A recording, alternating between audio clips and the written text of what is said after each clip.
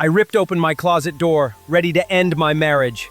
But the two men hiding in the dark weren't there for my wife. I came home to catch my wife cheating, but what I found in my closet destroyed my life. I'd been on the road for weeks, and every mile felt like a year. I parked 2 blocks away, holding a bouquet of flowers for my wife. I wanted to see her face light up, to finally see her smile. I crept into my own house, noticing her car was gone, but the air felt heavy. Then, a floorboard groaned under my boot and the silence shattered. A frantic, heavy shuffle erupted from our master bedroom upstairs. I didn't call out. I just moved toward the sound, cold and numb. Every step felt like I was walking toward my own execution.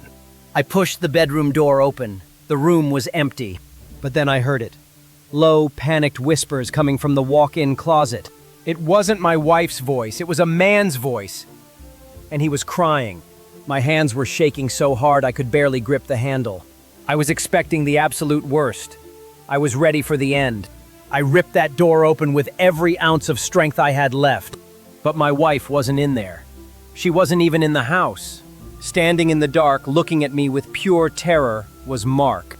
Mark, my best friend since we were kids, my brother. And sitting right behind him on a trunk, half-dressed, was my father.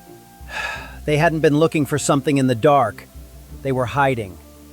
The way Mark was looking at him, it wasn't just friendship. My dad didn't even try to lie. He just looked at the floor, broken. The man who raised me. The man who taught me what loyalty meant. I realized my wife was the only person who hadn't lied to me. My best friend and my father.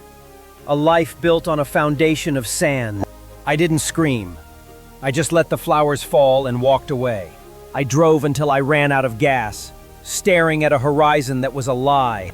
How do you mourn people who are still standing right there? I thought I was the one bringing the surprise.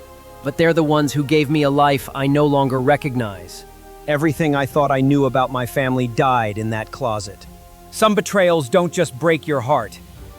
They rewrite your history. I haven't answered a single call from either of them in months.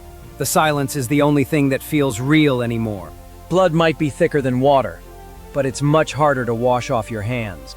If you've ever had your trust broken by family, tell me how you survived it.